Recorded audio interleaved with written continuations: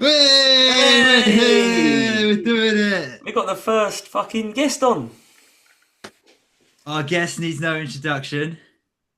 It's been He, hard to get him to come on. It's been a really, we had to go through agents. We had to go, Yeah, a lot of money's been passed. he's properly at booked least five up. people. Yeah. Yeah, he's a hard man to get in, but welcome, Mr. Charlie Parker. Thank you for having me. Thank you. How are you? I'm good. How are you? Very good. Yeah. It's odd seeing you both. I'm all right too. Thanks for asking. Yeah. Sorry, you below us both on our screens. I can't see you. Um, Yeah. Feels a bit like a speed date, but yeah, you don't need an introduction, like being said, but you can give yourself an introduction. Who are you? What do you do? I am Charlie Parker, and I'm the lead singer of No Rest for the Spacemen. Woo! You two will know. Spaceman, spaceman, spaceman. We've mentioned it a few times, I think, in the last few It's episodes. come up at some point in the last 5 episodes. I'm sure. Yeah. But all right, cool. We are gonna find out as much as we can about you. We already pretty know it, but it's gonna be a lot of weird questions. Yeah, well, I'm hoping I might even learn something about You Mr. might. Charlie Parker, the elusive It's Mr. just Charlie been Parker. Yeah. You never know. You never know Never what's know. going to come up. Well, we've got some really hard questions for you coming up. Oh no. You should be terrified. I am a little bit scared. Open up with an easy one, Dan. Well, I was going to give you the floor really because I want to go like back to the beginning. So I actually don't know the answer to be honest. I remember we were at school together. You were in music classes with me, but that's as much as I know. What was like your first introduction to music? Like first ever instrument you played? What age was it? Why? All that stuff. You know, it was guitar in primary school. In like year 4 or 5, I had like one of those nylon string acoustic with all the stickers on it. You know, like the coloured stickers. Yeah.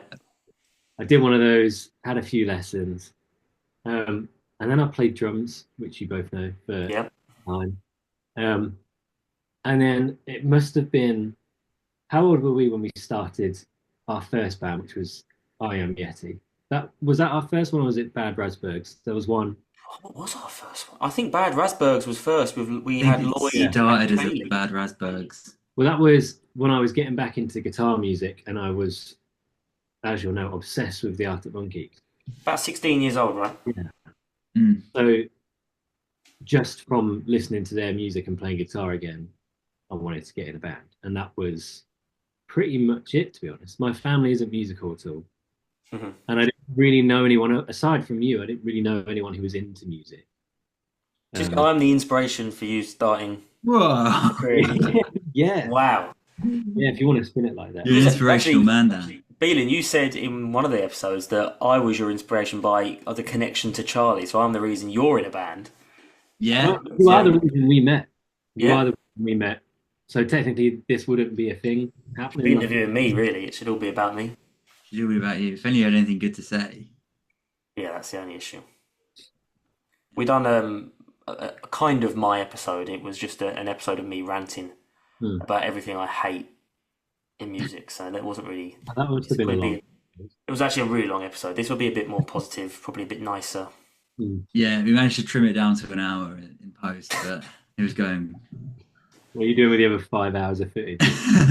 They're never coming out. We'll drip that through throughout the year. We've got to have some backup YouTube content. shorts. Go on holiday or something. You said Arctic Monkeys. Yeah. Go back a bit. What were like the first bands you listened to? Because I remember there's like with Charlie, there's various stages of bands he listens to and things like that. Well, what was like the bands that got you into music in general? I think you're right, because any band I listen to, you will see it. I adopt it as my personality. I dress like it. I end up sounding like it. I write songs like it. But I do, and it started off when I was 13. This is embarrassing, but the first sort of music I ever connected with was Buddy Holly, and I got really into 50s music, like Chuck Berry, sort of like old Yeah. rock and roll. Yeah. And then I feel like every year or so I go up a decade, and I'm slowly catching up to some kind of modern music. But You're getting there, yeah, you are. That's Yeah. true, actually. finally getting there.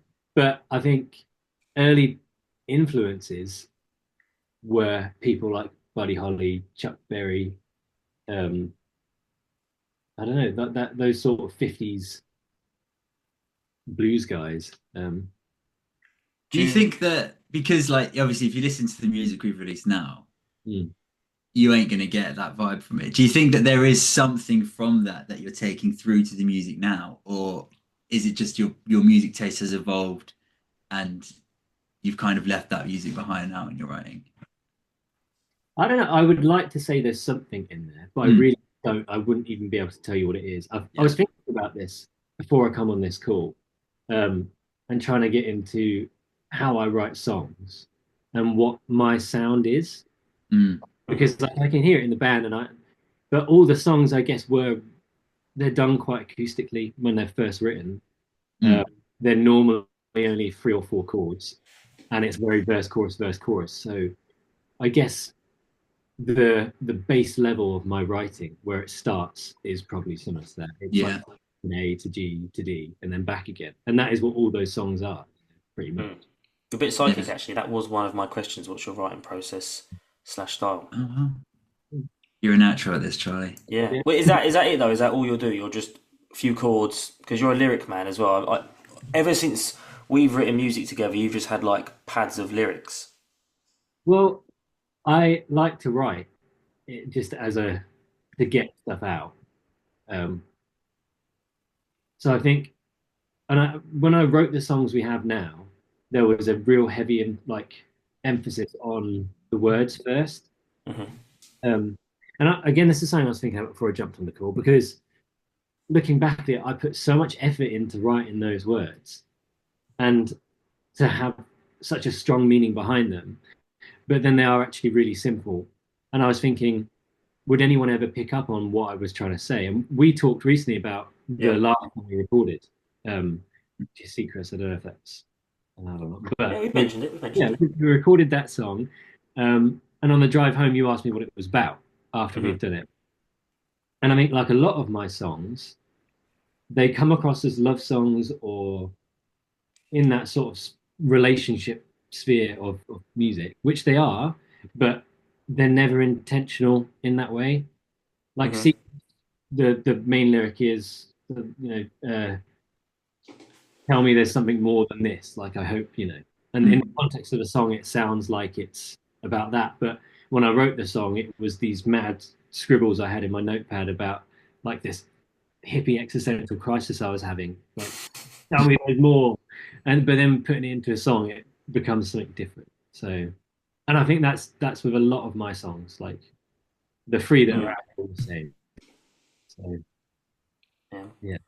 I always remember you had like loads of stuff written down, loads of lyrics before we even had songs. So I know you liked you even write when they're not even for music, right? You'll just write them down as like not poems, but Yeah, I think I just try to write, and then like a lot of my pages on my notepad are just two lines at a time, and they're all completely separate. And then eventually one day something will come together. mm, And I like it when you hear people who have kind of made it, or like Rick Rubin and those sort of guys, and they always say like you never create music, it just like you catch it almost. And I think that's mm, true. You use yourself as a filter and just like let it out. Eventually something comes out and lands on the paper and you go, don't know where that came from, don't necessarily know what it means, but I can use that. That's cool.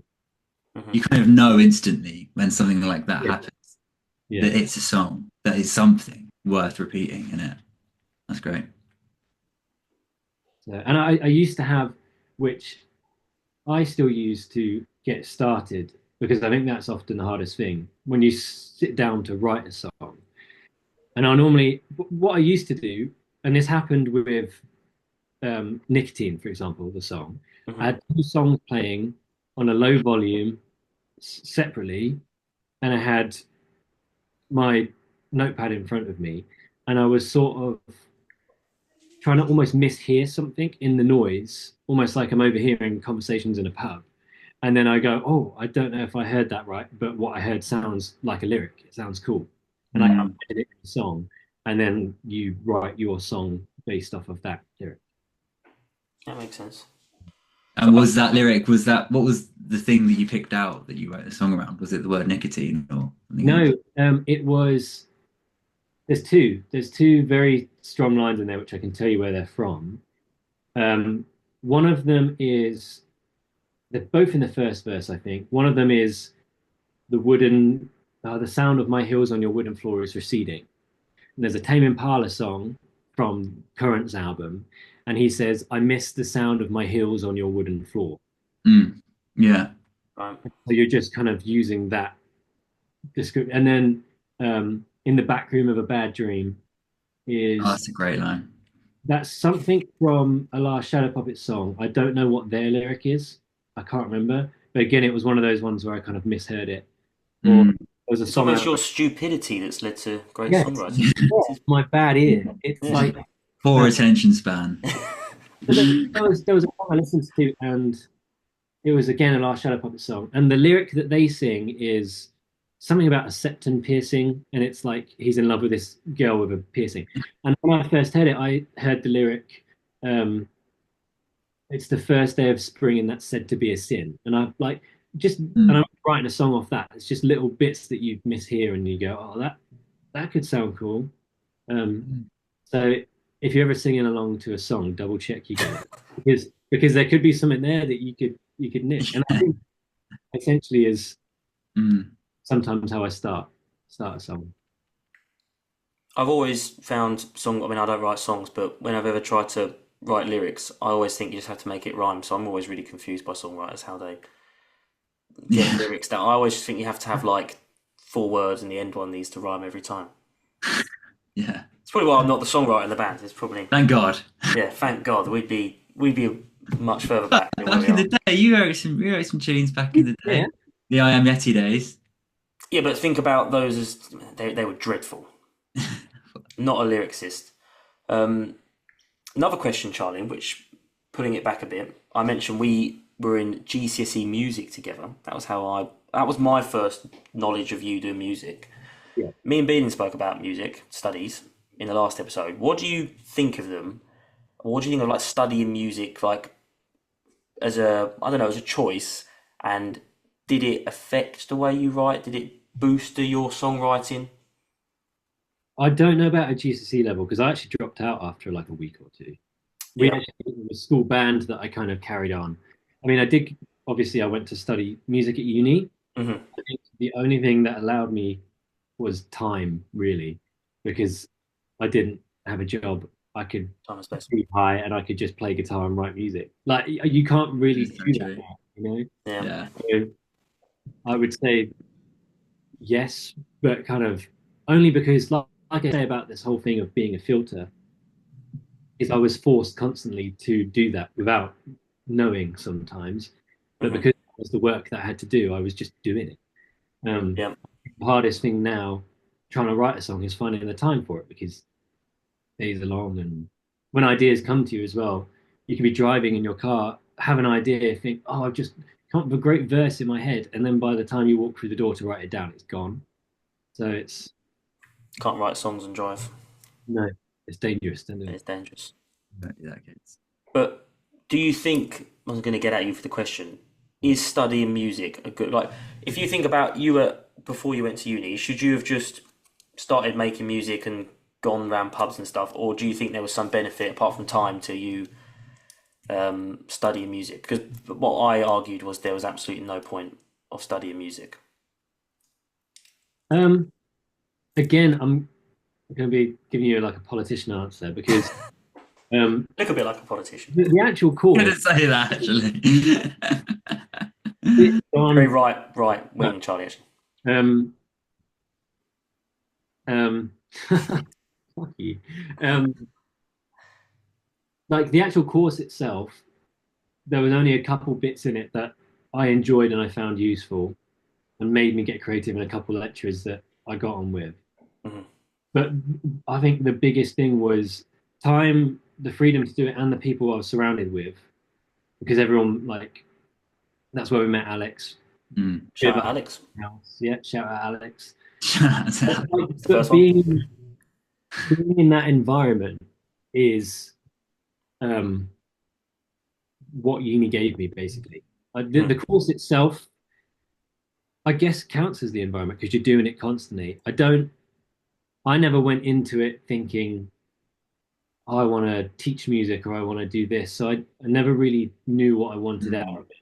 So I guess I never really got that out of it, if that makes sense. Similar to what you Um, were saying, Bean, when I asked you Yeah, about well, very similar answer. I deduced that you have to know exactly what you want to get out of it and go above and beyond this summing it up, but you have to do so much more and you have to laser focus on what it is you want to do and use that time that you have where you're not working because you're at uni to do that.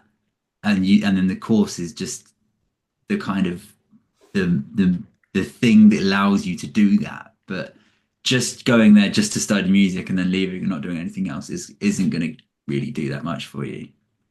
I mean, the only thing at uni I liked doing was writing. I never knew that I wanted, I mean, like, there was always part of me that wanted to be in a band and perform. But it wasn't even until third year I sung in front of people because I went as a guitar player. And I remember um, it was like first and second year, we had assignments where I had to sing with a guitar. And I had like nervous breakdowns and stuff to the point where the our lecturer had to take me into a separate room and we did all those performances in Yeah. private Yeah. because I hated playing in front of people. And it wasn't until my third year, which I guess this is the whole thing I'm saying about giving myself time, that I said, "Oh, I've got all these ideas. Um, Maybe I should give it a go." And then that's when I started doing open mic nights. Mm. That was the first time I ever heard you sing. Was the well, what was it at the fishery? The official ever like first ever no rest for the Spacemen. Yeah. I'd never heard you sing before then. Shout I out don't think Fisher I. Wolf Cafe. Really?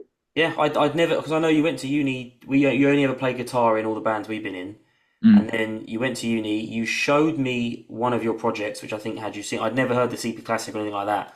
So that night, which how long ago was that? 3, 4 years ago was the first time I ever heard It you would have sing. been end of summer in 2021, Four end years? of our second 4 years year. ago, basically, Yeah. Wow. which is really weird that you started singing really late. Yeah. Yeah. I don't, like I said, I kind of never wanted to be a singer. I wanted to write. Um, and then it was just kind of came hand in hand because it's like, imagine you write guitar bits, Hmm. you really want to give them to someone else. But Yeah. but then it was like, okay, I'm shy. How else am I going to do it, you know? Do So, you still you got nervous at uni? Do you now as the front man of like make a successful No Rest for Spaceman? Do you get nervous on stage or singing in front of people? weird. I don't, I mean, yes, as you know, I do get nervous. I Couldn't tell. struggle with it. I think, yeah, thank you. When I get on stage, normally I'm fine as soon as it starts. I think what I've tried to do recently is we can talk about this in detail because I think this is great. TIFF Yeah. Tiff. is Oh, your name. my Love Tiff. not TIFF. My stage. I've given myself a stage alter ego. It's a terrible name, I know, but I Sounds more love. like a stripper No, name. no, no, no, no, no, no. It is far better than Dan's choice for alter ego by like a country mile. Dan, what was your alter ego name? Go on. I'm Keith. Okay. I think it's nice and simple. I don't think too much Got when Keith I'm on playing drums. drums. Yeah, Keith on drums. There's not much going on behind my upstairs when I'm playing drums. So anyway, Alex has got Dave. Alex was Dave as well. Yeah. But I think that was a good idea, and I like the last few gigs we've done now. It's almost like I'm dressing up, but I'm dressing up cool because this character that I'm trying to be is cool. Like I admire that character, and it's easier to step into that. And for me, the last few times that's worked. Ever since we've done that, I've not been nervous turning up in the. Mm. I've You've been had like, like the outfit, that yeah, kind of like me image. dressing up for an interview. It's like if I answered it in my tracky bottoms, I'm not going to do well. If I answered it in a What was suit, the excuse for not dressing up to then? Yeah. hold that thought. Hold that thought. He's going to change his outfit now. Is he actually going to make us wait for it to change his outfit? This better be worth the wait. I don't think it It's will. either he's I don't know changing if I know. outfit or he needs a piss. I thought I would join There we Dan. go. leather jacket. Looking good. I feel out of Nice place now. work. Dan, where's yours?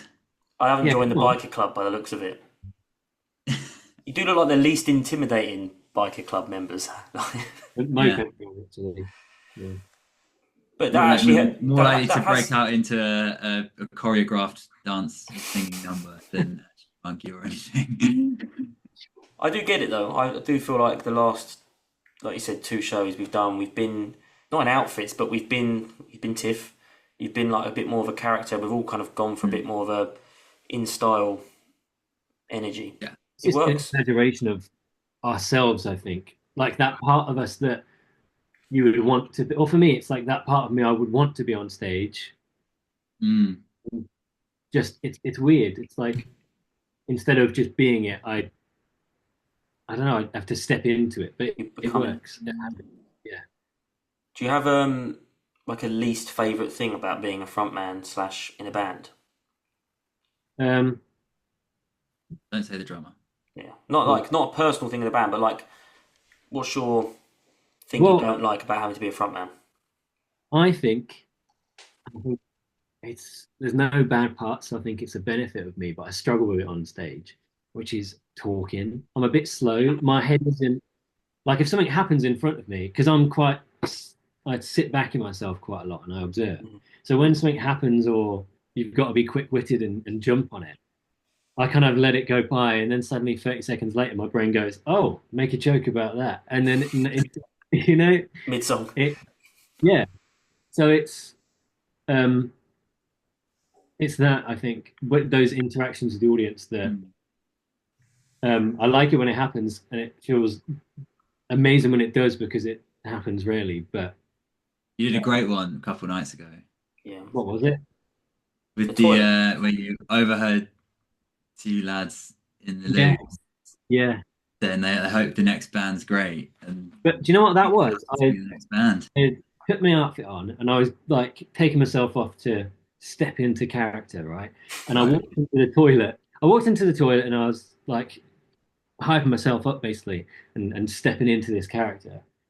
And as I did that, and I kind of felt the nerves go away, these two guys were having this conversation, saying, "Oh, I hope this next band's good or whatever." And I know it sounds weird, but I heard it in that sort of cocky state where I was like Mm. feeling more confident, and that's why I think it worked. Yeah. Mm. Um, It landed. Oh, Great. blimey. Apologies for that. I just dropped something on the floor.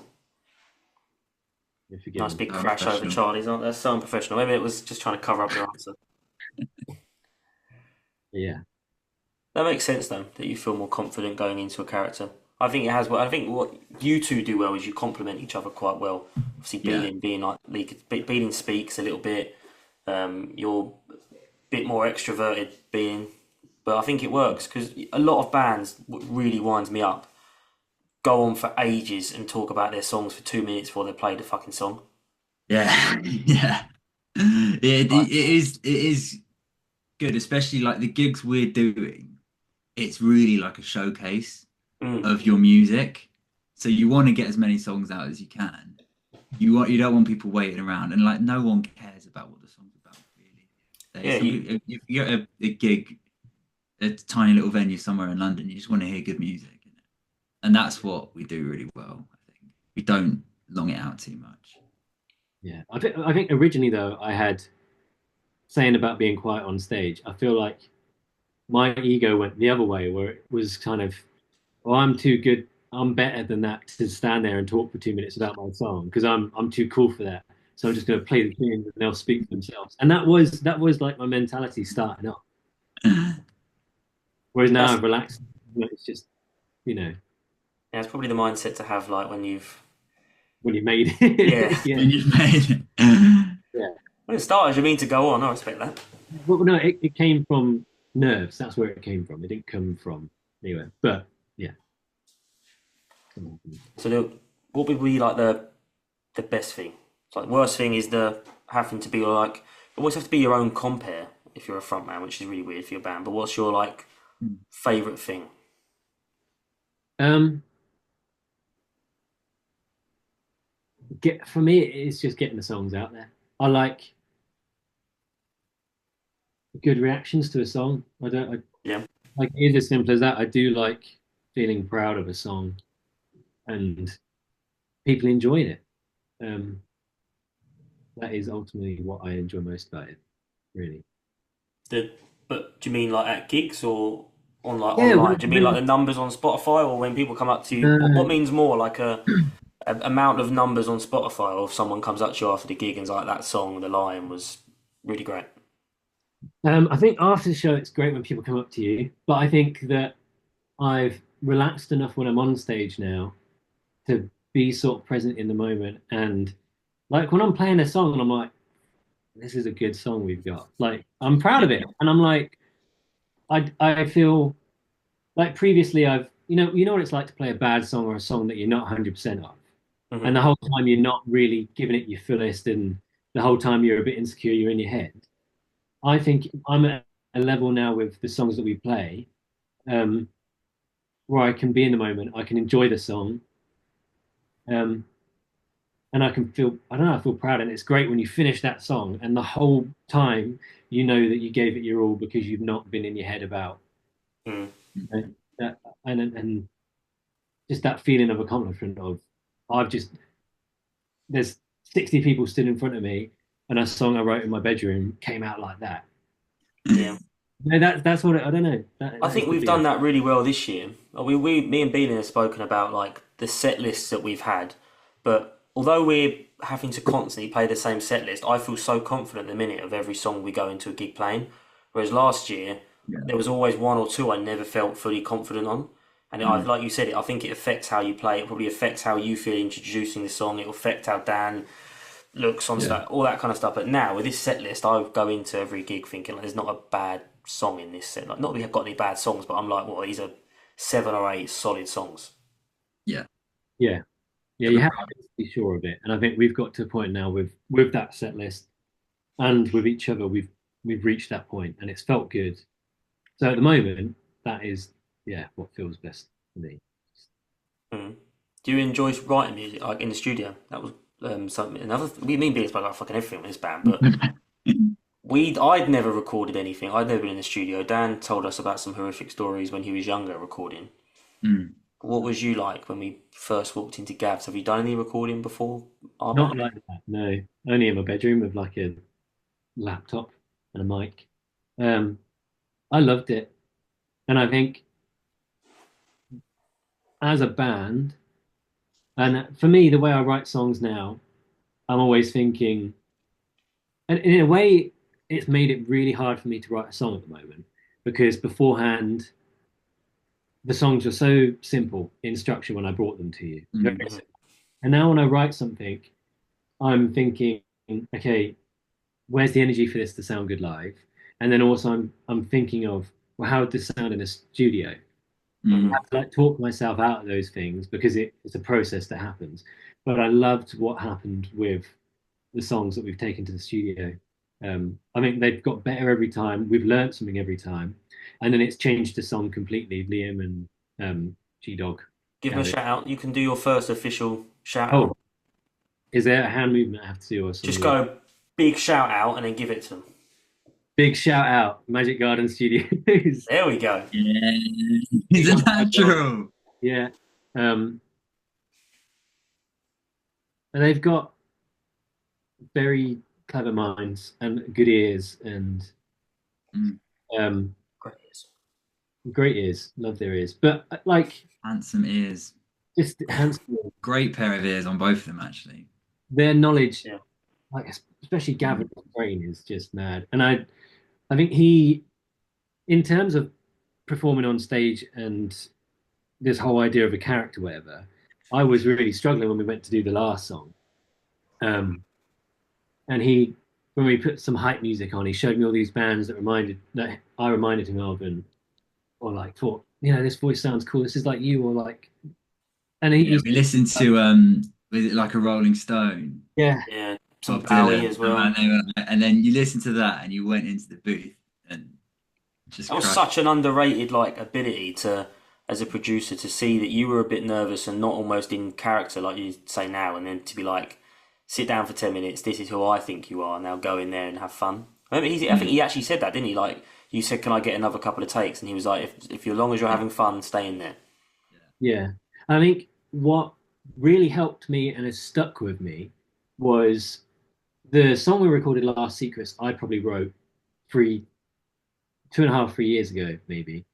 And um, he said he was like, at some point, this song that we'd finished that we were all feeling really good about, and he seemed to like, he was like, this was inside you and it wanted to get out.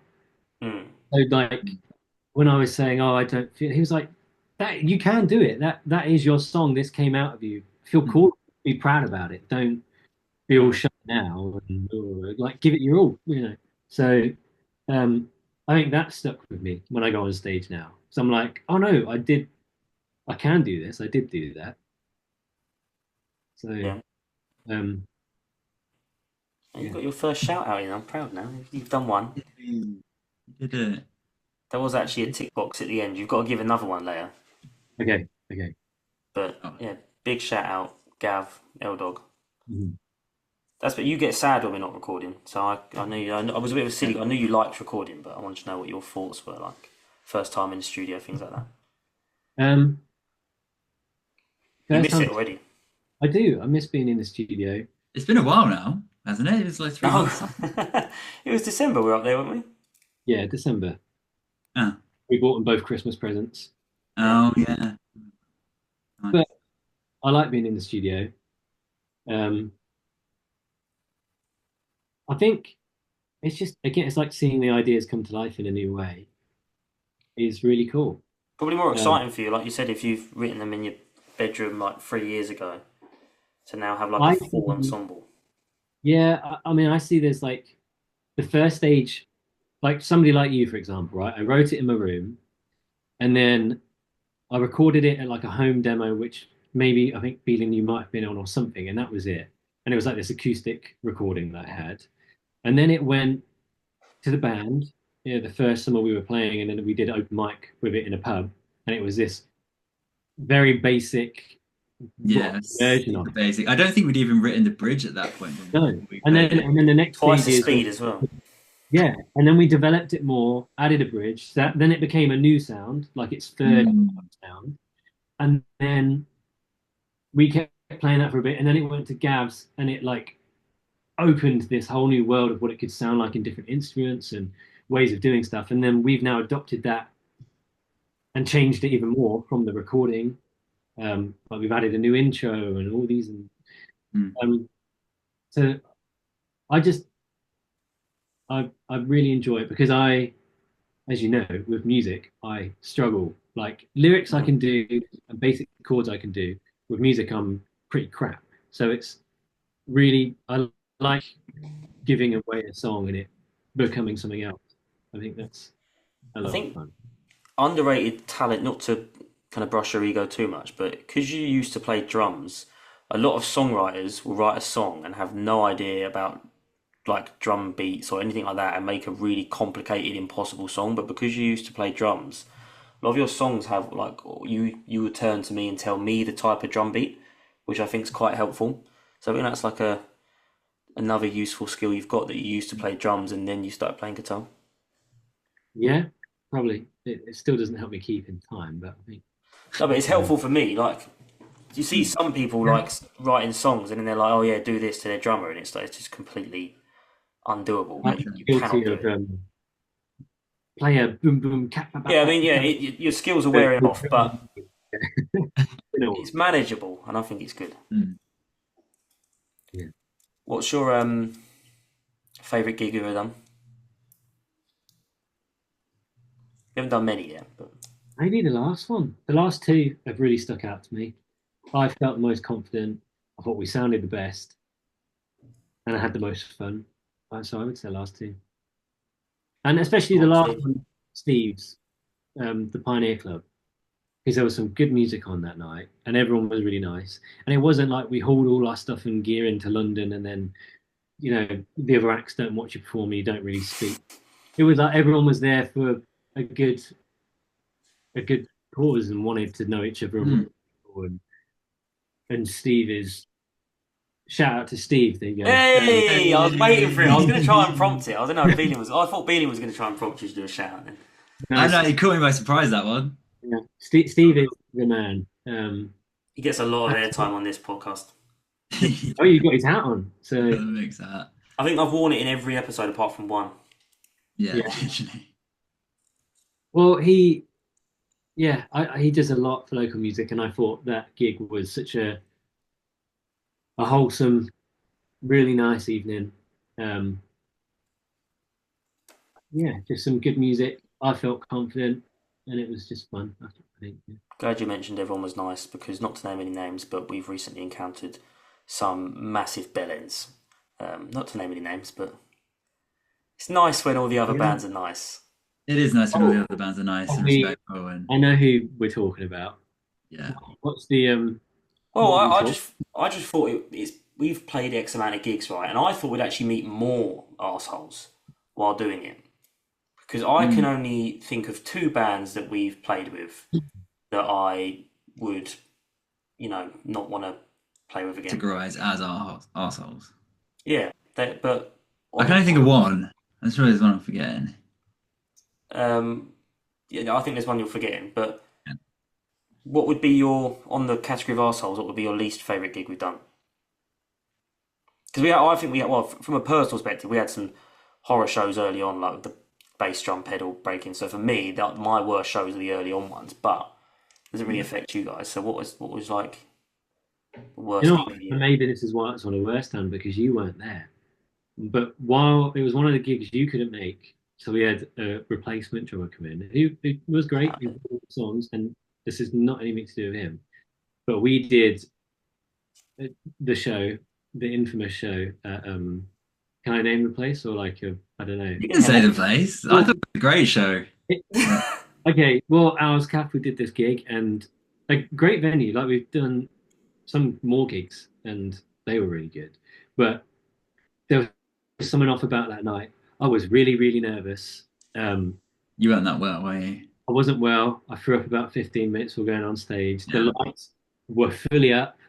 Everyone was like level with us. Your string broke halfway through. I forgot. Oh, it did, didn't it? Yeah, I broke a string. And we went into some Oh, horrendous jam. I forgot the most lyrics I've ever forgotten. And we charged people a tenner. So it was like, oh, what, you know. But you have to. I think we said it before. Me and Beanie done like a review of all our gigs. The second or third ever gig we done was an hour and 15 set with covers. Like, we're idiots, really. Like, we should have just started doing the open mics and then just constantly doing 20, 30-minute set, but we didn't. Well, you got the first ever Spacemen gig was in Birmingham, which is nowhere near where we live. And then you done a set where you headlined about a week later. And then our first couple gigs back included an hour and 15 headline slot. So we had it quite hard to start off with. No sense. Shout out to the old palace in Kings Langley because Free! What is this? throwing them out. Right, do you want to do the next episode? I'm so good at it. That was my favorite, one of my favorite gigs.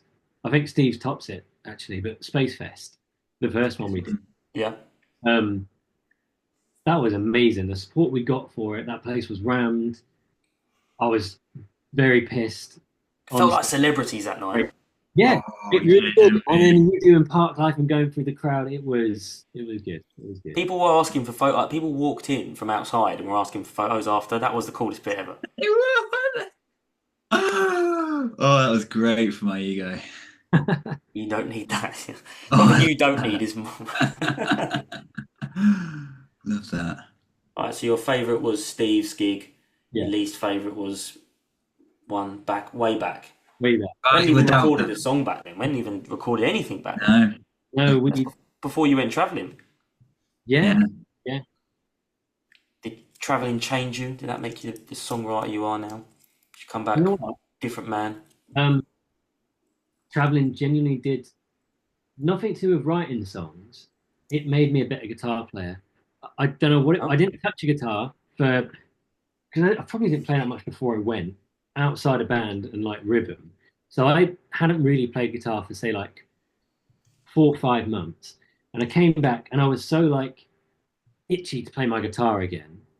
And I sat down and like before I went traveling, I feel like all I really played was bar chords and open chords, and I never tried doing any solo. Like believed that I couldn't do this sort of solo or whatever. And I remember traveling, I was listening to loads of Hendrix and all this, and I came back and I was like, I'm gonna try and play that.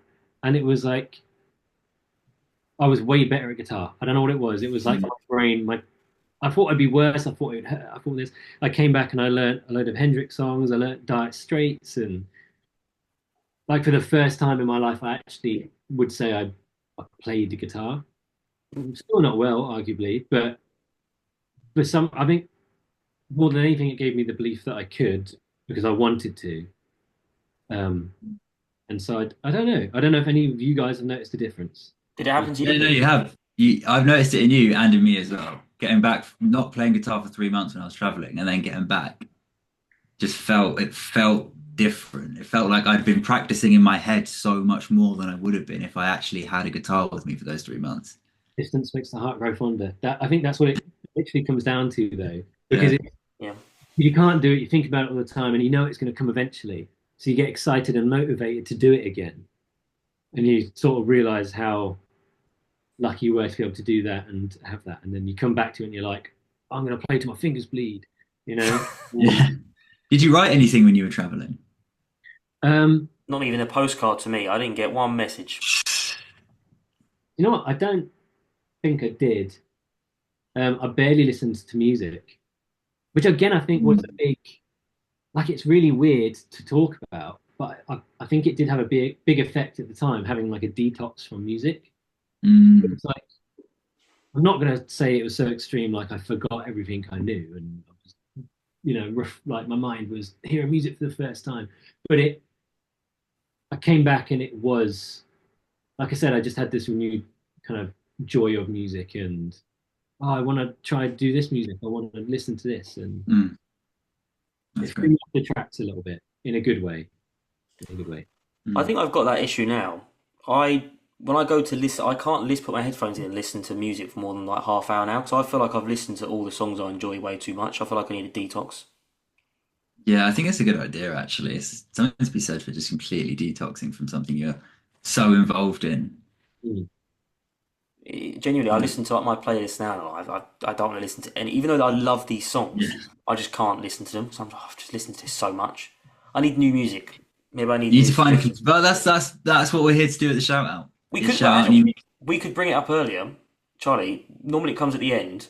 You need to add two songs into the infamous Shout Out podcast playlist, which Well, is you can do available one on. now, one later if you Sure. want. Yeah, do one I'll now, do. one later. You're gonna have to bear with me. I'm gonna have to get it up, and I can talk you through the songs that are on it. But this is available. You can find it on Spotify. It's going to be my new way of listening to music. Beeling suggested some good songs actually. There was a Kook song that Beeling put on there, and I now have on my own playlist. So yeah, Oh yeah, so he's nice helping one. me. Let me get the playlist up, and I can That's talk you the through. famous Hooks song that inspired the structure for Secrets. There That we go. one. There you go. Full circle. Let me get it up. You're gonna have to think about what song you want. So far, we have, so unsurprisingly, Somebody Like You, Goodbye Jane, Mash by No Rest for the Spacemen. Great tunes. Average songs, right? Yeah. Death Out on of Two 10. Legs by Queen. See the Sun, The Kooks. Sorted for Ease and Whiz by Pulp. Not 19 Forever, Cortinas. Alive, Pearl Jam. Dare, Gorillas. Mirror Glass, High Regard. Ammunition, Amber Lily. And Heavy Metal Through the Ghetto Blaster by Black fucking Carrot. So, give us one now and then we'll ask a couple more questions and you can do one right at the end. Okay. There's three songs that come to mind, and they're all by Lou Reed, who at the moment is my new fixation. Okay? What one's making it in? I'm gonna say a song called.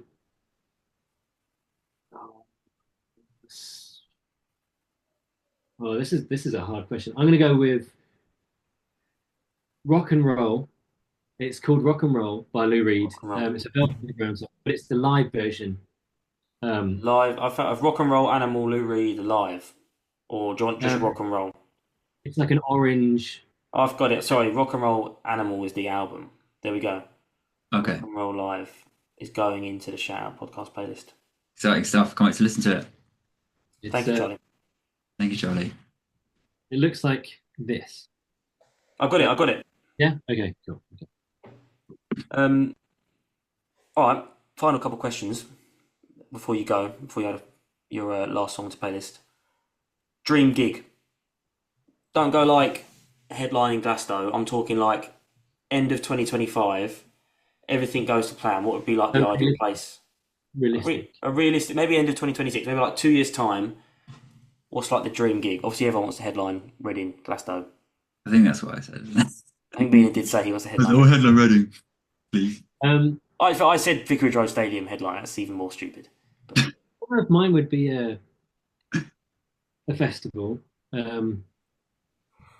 think if anything, I really like an intimate gig. So I would say, like one of the smaller O2 venues in London, but we're headlining and we're able to sell it out. Like just the from- Academy Islington B one or 2-1, whatever it's called. Couple hundred. a couple hundred people. It's still, you can get sweaty. It's like dark and a bit dingy, and a bit smelly.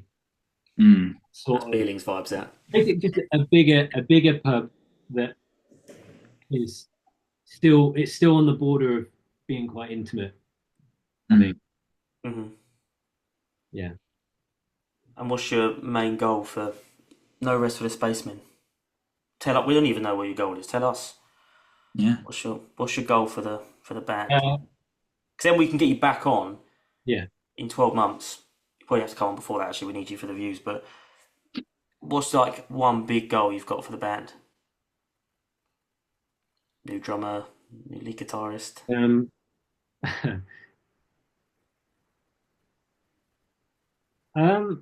I feel like it's not. I don't know. I feel it's a bit of a personal goal, but I would like to have a song that I wrote just blow up a bit. I don't know. I think that's what everyone wants. I don't think I've got like a check mark, like a where I have to say, oh, it's got to get this many listens or it's got to be on here. Mm-hmm. But I think more BBC introducing because that was That's really technically still a secret. We haven't announced that yet, but do you want to announce it now, Charlie? On the shout out? last Thursday. Yep. Shout out to BBC introducing. They really need the promo. Yeah, They really. they played our song Mash at 8 p.m, which they told us a minute before, which is nice. Yeah. But that was really cool, and I think a goal for me would be to have that feeling more often of feeling more professional. Mm-hmm. For me, it didn't excite me in like a way where I was like, oh my god, yeah. I mean, I had that, but for me, it was like, oh, cool. I'm being taken more seriously. That I think is what I would want. Feeling actually called me at 11:30 while I was in bed because he only just saw the message that we got BBC introducing. And I called you because like it's huge news, and I couldn't really believe it. And then you were like, yeah, we've got BBC introducing. And as soon as you said that, I was like, you are chatting so much shit right now, because that is like the biggest prankster. I was like, he's got me. This motherfucker's got me to call on for 11:30. I didn't believe it, and then I listened to it, and I was jumping up and down all night. So yeah, shout out to Kerry Kosh for playing our song. You remember the name? Fucking hell, that's great. Oh, Dude. thanks for that. Yeah, big shout out, man. That's a big one. That is. Yeah, First of many, hopefully. First of many. To round it off, Charlie, you've got to give one more song for the playlist, and then you've got to give a shout out to someone you want us to get on. Oh, Ideally, someone we can easily access. Do your song first. the song that has to go in there. I'm gonna have to open my Spotify very quickly. Yep. There's too many songs. I didn't know this before coming on. All the Spacemen songs. Do you not watch all of? Yeah. Do you Wow, not watch he's not watched every a single episode of No. our podcast, Charlie? I put them on to go to sleep, and I just end up. All our songs are on there. They were the first 3 songs in the playlist. Yeah. Um, We have said when we've had it out, the playlist out of it, we will remove the No Rest for the Spacemen songs. Yeah. you Bit can't do about, Weakest songs on the playlist, to be fair. I think they're at least mid. Mash is obviously mid. Yeah. Not according to BBC Introducing stuff. Yeah. Okay. We're gonna go with a David Bowie song. Okay. Ooh. It's my like songs. Really nice of Charlie to shout out local independent artists on this playlist. Well, Me and Dan have always done like one independent, one big artist, but it's nice You if are you don't really if you on don't support there. local artists, Charlie. We can go with Bowie and Lou Reed. That's fine. I'm gonna go with a song called M Y M Et Moi Et Moi Et Moi. How on earth am I spelling this? ET is Et moi. Et Et Moi, MOI. moi, and then MOI, and then over 3 times. et moi, et moi. That's the I song that I feel cool. I won't be able to pronounce that name, but I'm going to put it in. Is that Bowie? No, this some French dude. I don't actually know his name. Some French dude. But it's a really cool song. It's not new. More local. Independent French Bowie. artist. Yeah. Is he the person that you're shouting out to get on the next episode, or?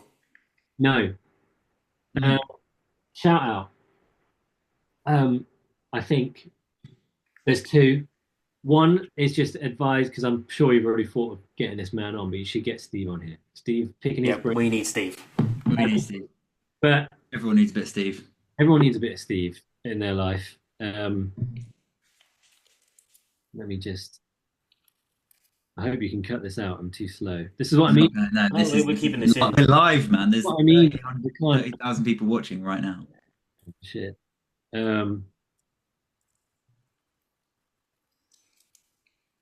Leah Sky from Yeah. Yes. That's a good one. That's a good one. Because you bullied him about not shouting out independent artists.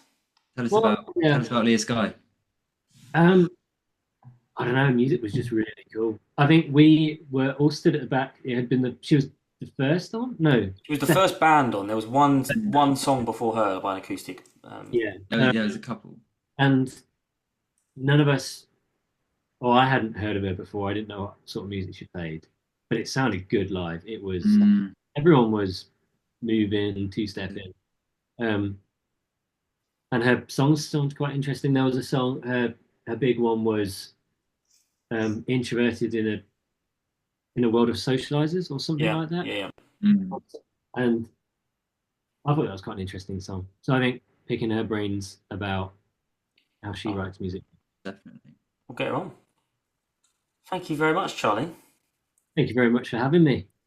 You now Mr. get Charlie to- Parker, you have been an absolute pleasure to have on the Shout Out podcast. It's been a pleasure, my honour. You get to Thank see Dan you so do the outro now. Do you get to do Yeah, your usual yeah. outro, Beeling? Go on. I would like to do this. The outro. The things where you go like. Thank you so much for watching the Shout Out podcast with our very first guest, Mr. Charlie Parker. It has been a great 45 minutes of chatting, picking his brain, learning about how he writes all of the songs and how he does his thing. Make sure you like, make sure you subscribe, make sure you hit the bell so you get notified when we release new videos. This has been so much fun. I've been Danny B. We've got Dan Wood and Charlie Parker. This has been the Shout Out. Good night. What have won? Well done, Charlie. Thank you.